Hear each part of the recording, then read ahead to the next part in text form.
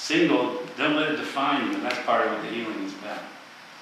Yeah, that's so important. I remember I became a single parent when I was 19 years old, and I had to get to the place before God brought anyone into my life where I decided that God was enough. Mm-hmm. And as soon as I decided that God was enough, I met my husband. Yes. I mean, That's the ideal way to do it.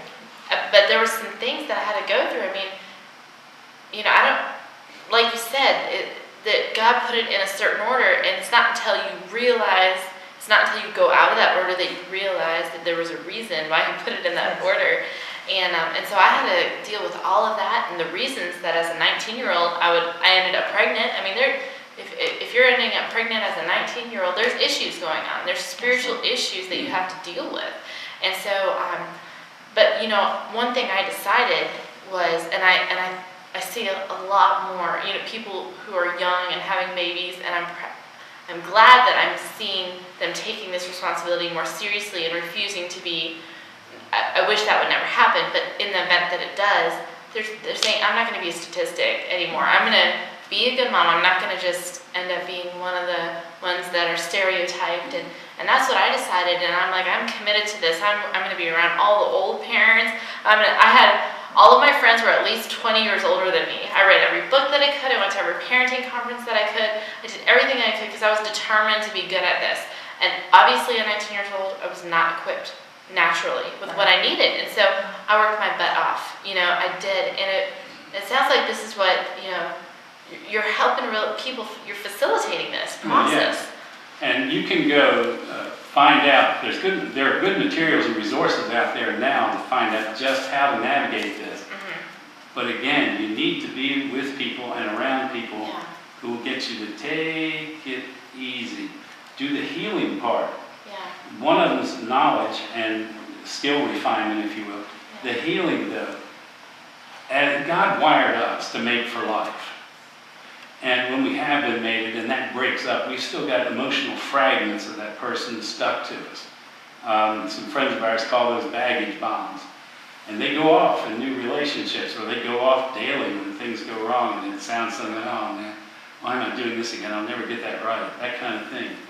And it takes, on average, about 2 years or so to get rid of enough of those things so that you have some hope of looking ahead instead of in the rearview mirror all the time. This is what Helen deals with day in and day out. So these two terms of healing and dealing, in a way, to me, they seem kind of like opposites.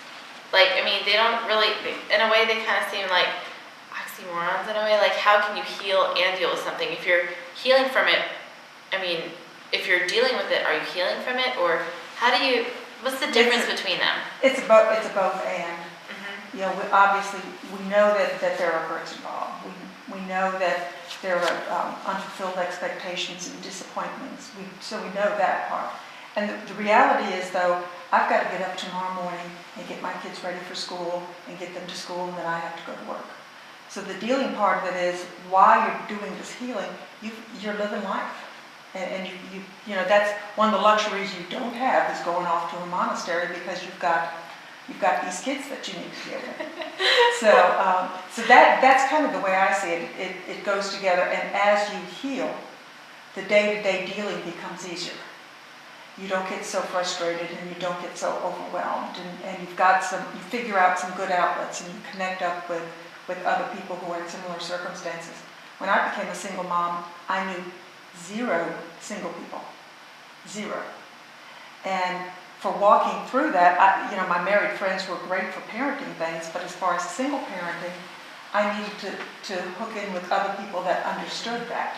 And so that was part of the healing process. As I was healing, I was also dealing with my new reality. I was having to come up with what we like to call a new normal. It wasn't normal that I thought I was going to be, living happily ever after. But it was a new way of proceeding through life. Not one that I would select, but certainly one that God can show up, and I see Him showing up all the time. Yeah. So I like how you separated those, because that, as you heal, it becomes easier. I see that. Mm-hmm. I see that. And I think one of the things you guys are telling me about before the show is anger and forgiveness, and how this plays a huge role in this whole healing and dealing thing. Can you tell me more about that? You bet. Forgiveness is highly misunderstood. We have a simplistic definition for it, just like anger means, which is more complex than that. So is forgiveness.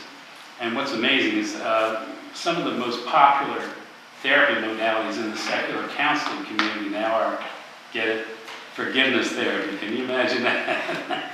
And they say it works every time it's tried. Yeah. This is through the therapy community, I heard this. So It works every time wow. What it is if you can force yourself to remember the typical day as a single mom, all the things you had to do, there's not enough time. So there's barely enough time when you have both parents. Yeah, Exactly. the forgiveness is the vehicle by which you let go of the things you can't control anyway, because you just flat don't have time. And quite often it's zeroing in on something someone else did, someone else is doing, all this kind of stuff. And if you can get people to come to realize that you couldn't change his behavior while you were together, why are you wasting air on it now? You don't have time. That we talk to people about anger a lot, again, because of unfulfilled expectations, there's going to be anger there. And when we're talking, we do two different things. Actually, we do three different things. One, we do seminars in churches.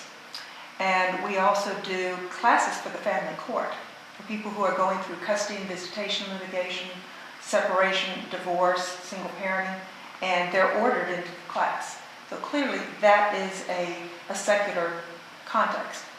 But for me, it doesn't, just because I'm not speaking scripture into them doesn't mean that I'm not speaking truth into them. And so we talk about anger. And in fact, scripture doesn't say, don't be angry. It says, in your anger, don't sin. In your anger, don't sin. So we talk about anger and say, okay, it's from fear, hurt, frustrations, and feelings of injustice. And that's because it's not fair. And so talking people through that and helping them understand and dealing with the day-to-day anger, because they're going to be angry again. You know, their kids are going to make them angry, they're going to get caught in traffic, something is going to happen to make them angry. And so helping them, giving them tools and teaching them that they can move through that anger and be able to address the issues that are actually underlying it. The motivation in itself, it's all usually a person that you think of when you think of forgiveness and, well, she doesn't deserve that or anything. Let's assume Helen is just a really toxic individual, has mental problems and all that, and just for the fun of it did something to me that was unexpected, undeserved, and all that. And she's never apologized. In fact, she seems very pleased with herself. So I'm going to hold that against her. Okay, well, in the meantime, I've decided I'm going to go on with my life. So I start walking through life. I'm moving, or I'm going to school, or I'm going to start dating, or whatever. And what has to happen in order for me to continue moving on with my life? If he's going to hold the grudge, he has to continue with me. If I'm going to hold it against her, she's in charge of my life. But she's never apologized. I'm not going to let her off the hook. She doesn't deserve it, does she? Of course not. Yeah, but if I'm I on your let it side. go, if I let it go, who's really off the hook? You. That's the healing part. Yeah. It's not easy, but it is that simple. So how does anger relate to how we treat our exes and how it affects our kids then? Keep What us are going. A little more on this. Obviously, we've talked a bit about it. Yes. One of the things that we talk to people about, we tell them that kids are not short adults. So when we're going to tell them the truth, because they deserve to know, we have to understand that they're not going to accept that, and they're not going to understand that in that same way. So that's the first part of it. The second part of it is they're short, but they're not stupid. So if they see us, rolling our eyes when we're picking up the telephone and we see his name on caller ID, they're going to pick up on that. And it's really bad for kids because they're one half that of a parent. And it doesn't matter, if that person really is that bad, kids look at and defend the one they believe to be the victim. So if I'm bashing dad all the time, then they're going to be defending dad because they're one half him.